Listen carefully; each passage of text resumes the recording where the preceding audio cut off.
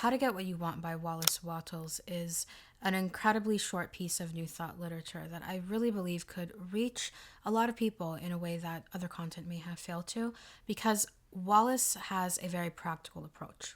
If you don't know Wallace Wattles, then maybe you've heard of The Science of Getting Rich, which was his most popular book published back in 1910. Wallace himself would be considered one of the pioneers of modern-day New Thought philosophy, having influenced the works of Rhonda Byrne, William Walker Atkinson, and other authors and thinkers that I'm sure I'm not even aware of at this point. Wallace had a lot of ideas that I do find quite intriguing, because though it appeared as though his philosophy was purely focused upon spirituality and well-being, he still found ways of incorporating concepts that are seemingly unrelated. For example, the no breakfast plan.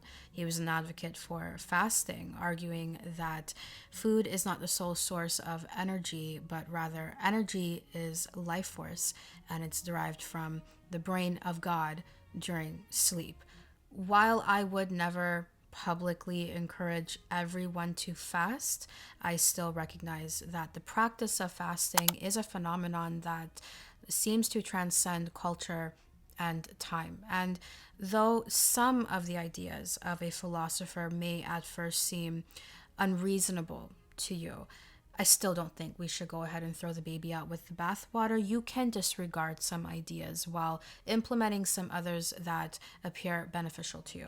For example, one of his main themes was creative visualization. Anyone and their mom could apply that. Another one of his main ideas was sharpening your faculties and essentially blooming where you are planted. He argued this by citing analogies found in nature and evolution, actually. If you are a squirrel and you keep leaping further and further and further, eventually you're flying, which is an endearing thought that thankfully he will elaborate more on in the book How to Get What You Want, which is the remainder of this video. Actually, it's me reading How to Get What You Want by Wallace Wattles. This is a 5-chapter book, so it's not that big of a commitment. As always, the chapters will be chaptered. And with that, grab yourself a hot beverage and enjoy the reading of How to Get What You Want by Wallace Wattles. How to Get What You Want by Wallace Wattles. Chapter 1. Getting what you want is success, and success is an effect coming from the application of a cause. Success is essentially the same in all cases. The difference is in the things that successful people want, but not in the success. Success is essentially the same, whether it results in the attainment of health, wealth, development, or position. A success is attainment, without regard to the things attained. And it is a law in nature that like causes always produce like effects. Therefore, since success is the same in all cases, the cause of success must be the same in all cases. The cause of success is always in the person who succeeds. You will see that this must be true, because if the cause of success were in nature, outside the person, then all persons similarly situated would succeed.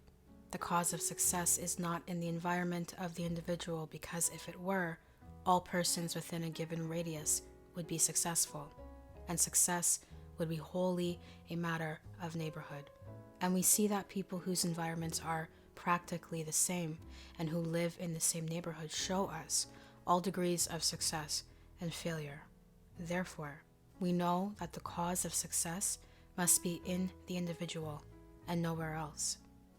It is, therefore, mathematically certain that you can succeed if you will find out the cause of success and develop it to sufficient strength and apply it properly to your work. For the application of a sufficient cause cannot fail to produce a given effect. If there is a failure anywhere, of any kind, it is because the cause was either not sufficient or was not properly applied. The cause of success is some power within you. You have the power to develop any power to a limitless extent, for there is no end to mental growth. You can increase the strength of this power indefinitely, and so you can make it strong enough to do what you want to do and to get what you want to get. When it is strong enough, you can learn how to apply it to the work, and therefore you can certainly succeed. All you have to learn is what is the cause of success and how it must be applied. The development of the special faculties to be used in your work is essential. We do not expect anyone to succeed as a musician without developing the musical faculty, and it would be absurd to expect a machinist to succeed without developing the mechanical faculty, a clergyman to succeed without developing spiritual understanding and the use of words, or a banker to succeed without developing the faculty of finance. And in choosing a business, you should choose the one which will call for the use of your strongest faculties. If you have good mechanical ability and are not spiritually minded and have no command of language, do not try to preach. And if you have the taste and talent to combine colors and fabrics into beautiful creation in millinery and dress, do not learn typewriting or stenography. Get into a business which will use your strongest faculties and develop these faculties all you can, and even this is not enough to ensure success. There are people with fine musical talent who fail as musicians, with good mechanical ability who fail as carpenters, blacksmiths, and machinists with deep spirituality and fluent use of language who fail as clergymen, with keen and logical minds who fail as lawyers, and so on. The special faculties used in your work are the tools you use, but success does not depend alone on having good tools. It depends more on the power which uses and applies the tools. Be sure that your tools are the best and kept in the best condition. You can cultivate any faculty to any desired extent. The application of the musical faculty causes success in music. That of the mechanical faculty causes success in mechanical pursuits. That of the financial faculty causes success in banking, and so on. And the something which applies these faculties or causes them to be applied is the cause of success. The faculties are tools. The user of the tools is you, yourself.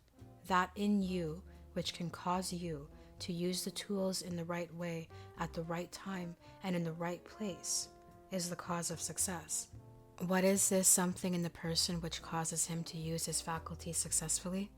What it is and how to develop it will be fully explained in the next section, but before taking that up, you should read this section over several times, so as to fix upon your mind the impregnable logic of the statement that you can succeed. You can, and if you study the foregoing argument well, you will be convinced that you can. And to become convinced that you can succeed is the first requisite to success. Chapter 2. The faculties of the human mind are the tools with which success is attained, and the right application of these tools to your work or business will do it successfully and get what you want. A few people succeed because they use their faculties successfully, and the majority who have equally good faculties fail because they use them unsuccessfully.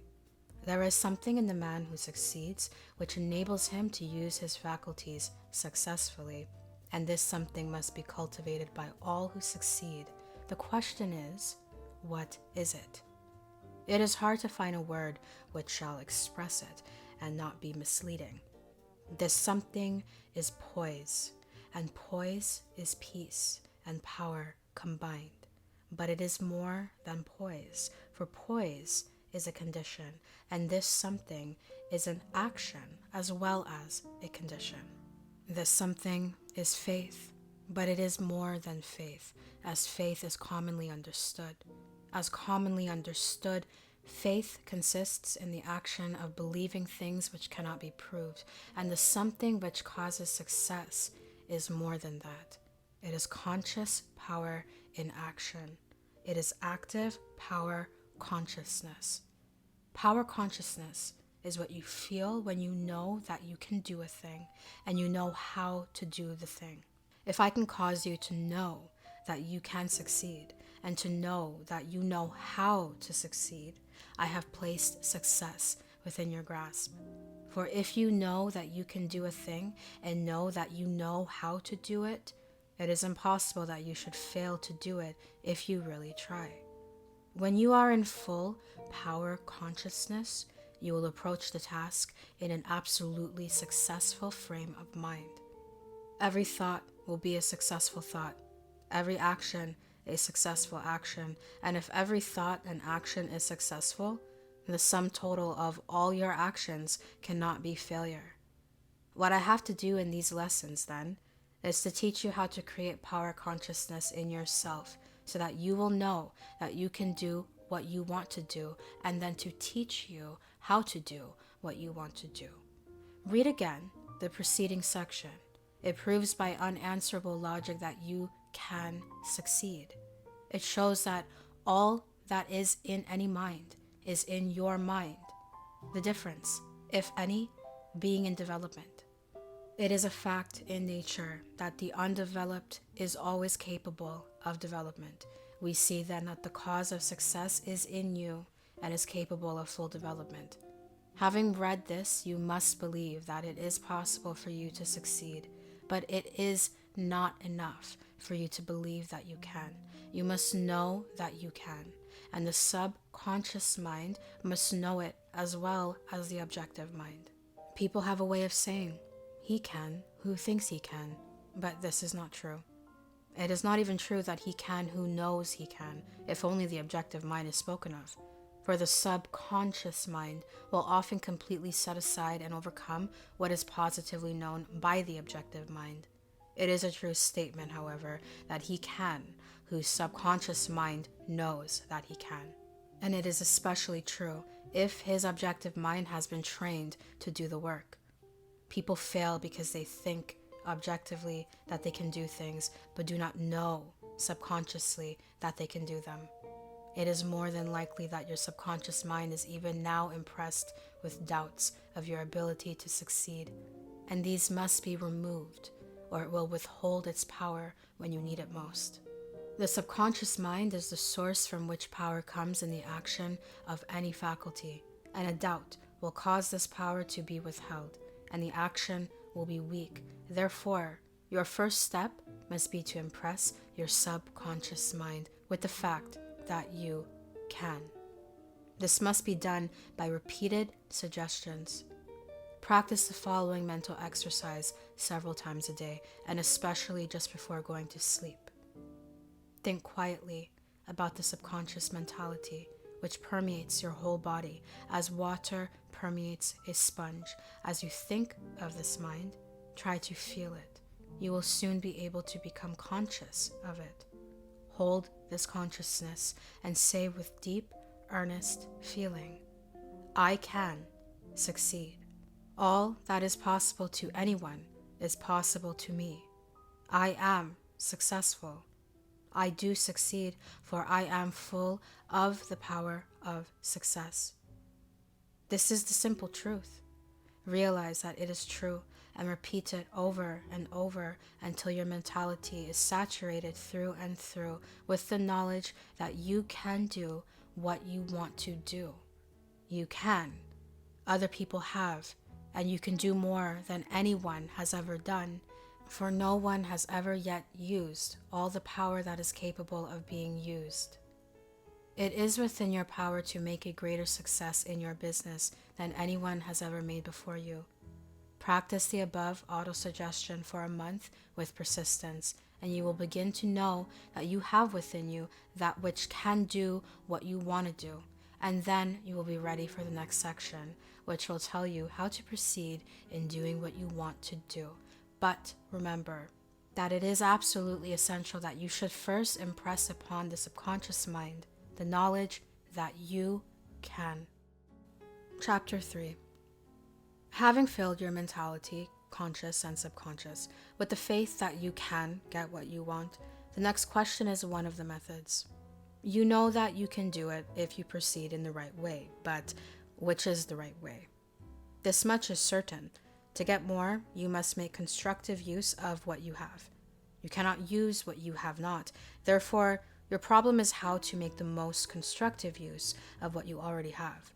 Do not waste any time considering how you would use certain things if you had them. Consider simply how to use what you have. It is also certain that you will progress more rapidly if you make the most perfect use of what you have. In fact, the degree of rapidity with which you attain what you want will depend upon the perfection with which you use what you have. Many people are at a standstill or find things coming their way very slowly because they are making only partial use of present means, power, and opportunities. You may see this point more plainly by considering an analogy in nature. In the process of evolution, the squirrels developed their leaping power to its fullest extent. Then, a continuous effort to advance brought forth the flying squirrel, which has a membrane uniting the legs in such a way as to form a parachute and enable the animal to sail some distance beyond an ordinary leap. A little extension of the parachute jump of the flying squirrel produced the bat, which has membranous wings and can fly, and continuous flight produced the bird with feathered wings. The transition from one plane to another was accomplished simply by perfecting and extending functions. If the squirrels had not kept leaping further and further, there would have been no flying squirrel and no power of flight. Making constructive use of the leaping power produced flight. If you are only jumping half as far as you can, you will never fly. In nature, we see that life advances from one plane to another by perfecting function on a lower plane. Whenever an organism contains more life than it can express by functioning perfectly on its own plane, it begins to perform the functions of the next higher or larger plane. The first squirrel which began to develop the parachute membrane must have been a very perfect leaper. This is the fundamental principle of evolution and of all attainment. In accordance with this principle, then, you can advance only by more than filling your present place. You must do perfectly all that you can do now, and it is the law that by doing perfectly all that you can do now, you will become able to do later things which you cannot do now. The doing to perfection of one thing invariably provides us with the equipment for doing the next larger thing, because it is a principle inherent in nature that life continuously advances. Every person who does one thing perfect is instantly presented with an opportunity to begin doing the next larger thing. This is the universal law of all life, and it is unfailing. First, do perfectly all that you can do now.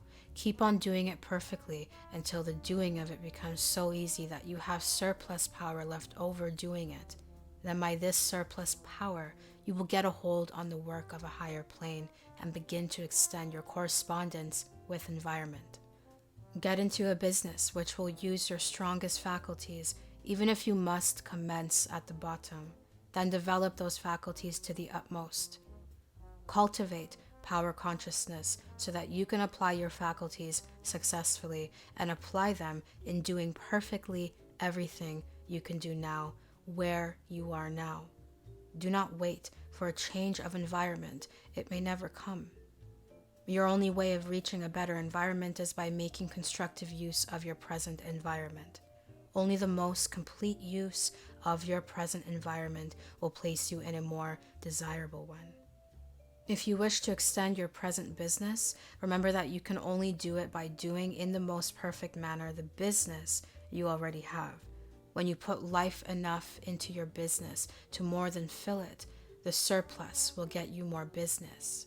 Do not reach out after more until you have life to spare after doing perfectly all that you have to do now. It is of no advantage to have more work or more business than you have life to do perfectly. If that is the case, increase your vital power first. And remember, it is the perfection with which you do what you have to do now that extends your field and brings you in touch with a larger environment. Bear in mind that the motive force which gets you what you want is life, and that what you want, in the last analysis, is only an opportunity to live more, and that, therefore, you can get what you want only through the operation of that universal law by which all life advances continuously into fuller expression. That life is that whenever an organism has more life, than can find expression by functioning perfectly on a given plane. Its surplus life lifts it to the next higher plane. When you put enough of yourself into your present work to do it perfectly, your surplus power will extend your work into a larger field. It is also essential that you should have in mind what you want, so that your surplus power may be turned in the right direction. Form a clear conception of what you seek to accomplish, but do not let what you seek to accomplish interfere with doing perfectly what you have to do now. Your concept of what you want is a guide to your energies and an inspiration to cause you to apply them to the utmost to your present work. Live for the future now. Suppose that your desire is to have a department store and you have only capital enough to start a peanut stand. Do not try to start a department store today on a peanut stand capital, but start the peanut stand in the full faith and confidence that you will be able to develop it into a department store. Look upon the peanut stand merely as the beginning of the department store and make it grow. You can. Get more business by using constructively the business you have now. Get more friends by using constructively the friends you already have. Get a better position by using constructively the one you now have. Get more domestic happiness by the constructive use of the love that already exists in your home. Chapter 4. You can obtain what you want only by applying your faculties to your work and your environment. You become able to apply your faculties successfully by acquiring power consciousness, and you go forward by concentration on today's work and by doing perfectly everything that can be done at the present time. You can get what you want in the future only by concentrating all your energies upon the constructive use of whatever you are in relation with today. An indifferent or half-hearted use of the elements in today's environment will be fatal to tomorrow's attainment. Do not desire for today what is beyond your ability to get today, but be sure you get today the very best that can be had. Never take less than the very best that can be had at the present time, but do not waste energy by desiring what cannot be had at the present time. If you always have the best that can be had, you will continue to have better and better things, because it is a fundamental principle in the universe that life shall continually advance into more life and into the use of more and better things. This is the principle which causes evolution. But if you are satisfied with less than the best that can be had, you will cease to move forward. Every transaction and relation of today, whether it be business, domestic, or social, must be made a stepping stone to what you want in the future.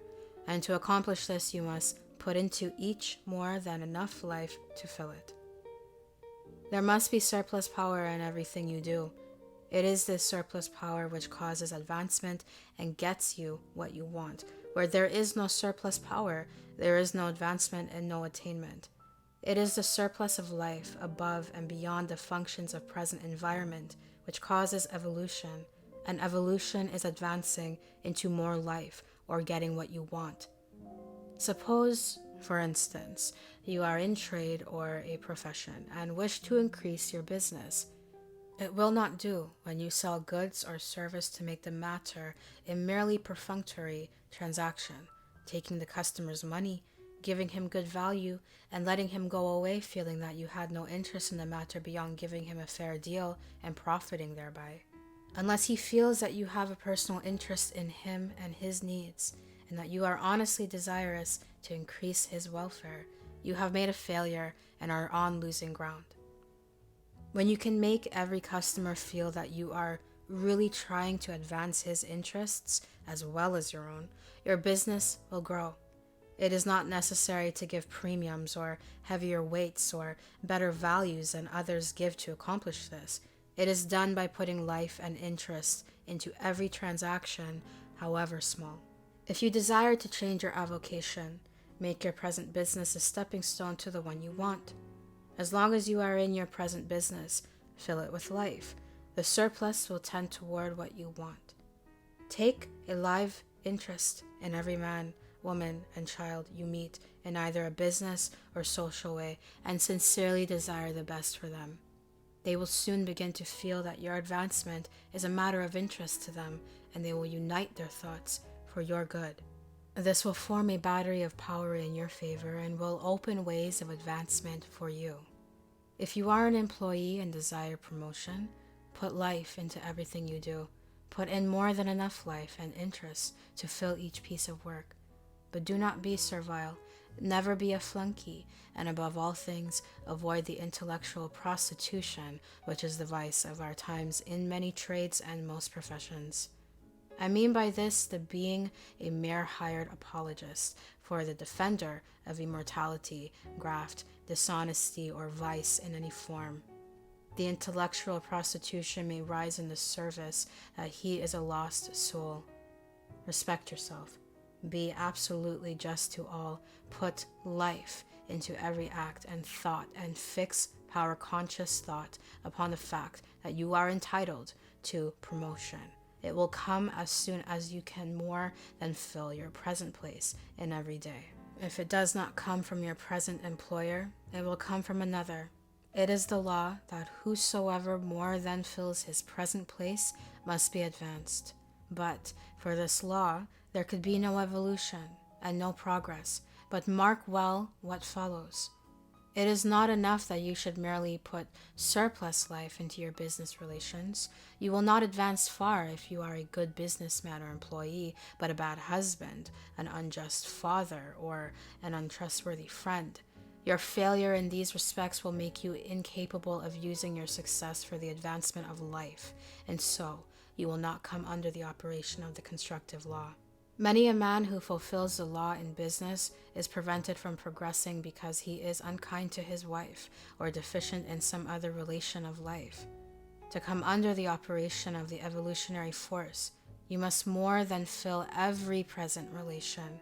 A telegraph operator desired to get away from the key and get onto a small farm, and he began to move in that direction by being good to his wife. He courted her without any reference to his desire, and from being half indifferent, she became interested and eager to help. Soon they had a little piece of ground in the edge of the town, and she raised poultry and superintended a garden while he pounded the key. Now they have a farm, and he has obtained his desire. You can secure the cooperation not only of your wife, but of all the people around you by putting life and interest into all your relations with them. Put into every relation, business, domestic, or social, more than enough life to fill that relation. Have faith, which is power consciousness. Know what you want in the future, but have today the very best that can be obtained today. Never be satisfied at any time with less than the best that can be had at that time, but never waste energy in desiring what is not to be had now. Use all things for the advancement of life, for yourself, and for all with whom you are related in any way. Follow out these principles of action, and you cannot fail to get what you want, for the universe is so constructed that all things must work together for your good. Chapter 5. Wealth culture consists in making constructive use of the people and things in your environment. First, get a clear mental picture of what you want.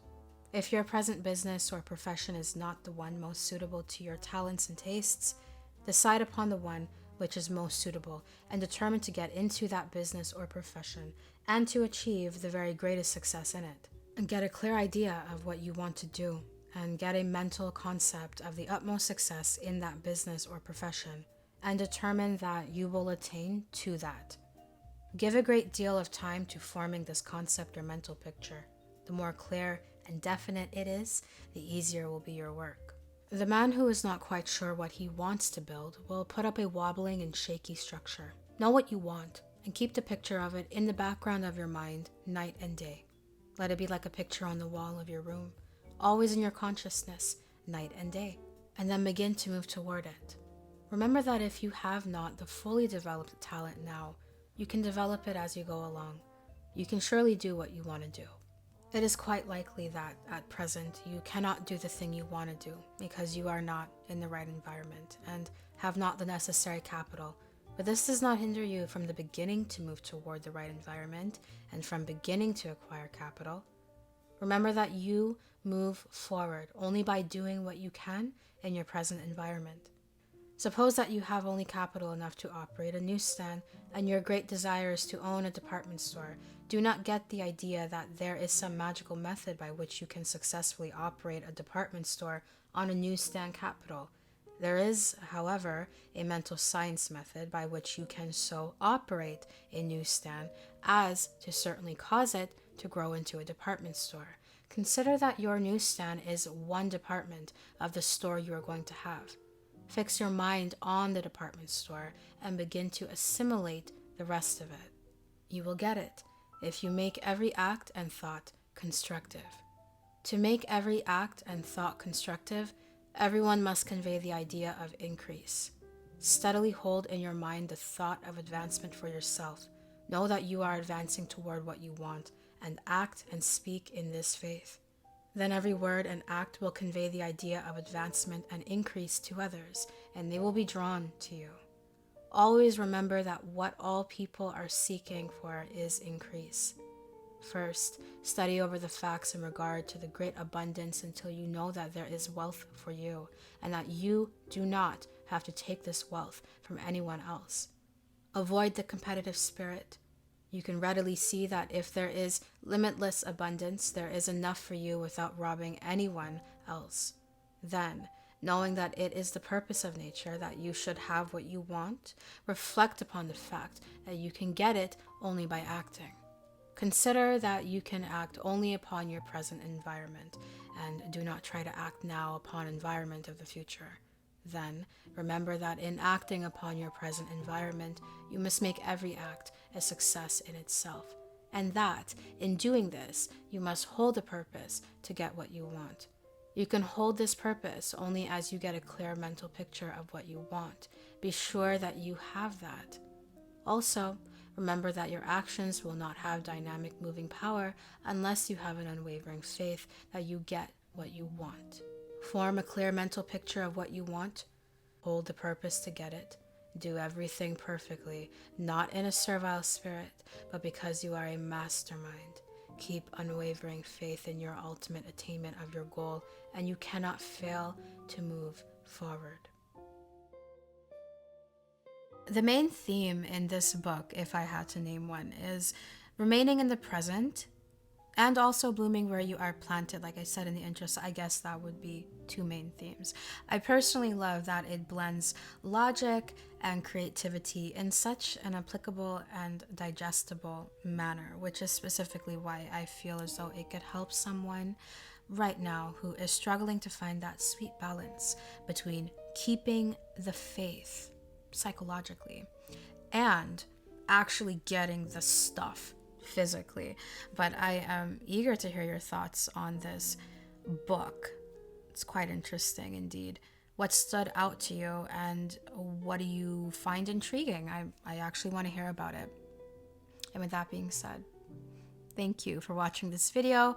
I truly do hope you enjoyed it. If you did, I trust you'll give this video a thumbs up and subscribe to this channel for more content just like this one. So, how did you like today's video? And what video would you like to see next? You let me know in the comment section down below. I cannot wait to see you in the next video. Toodles.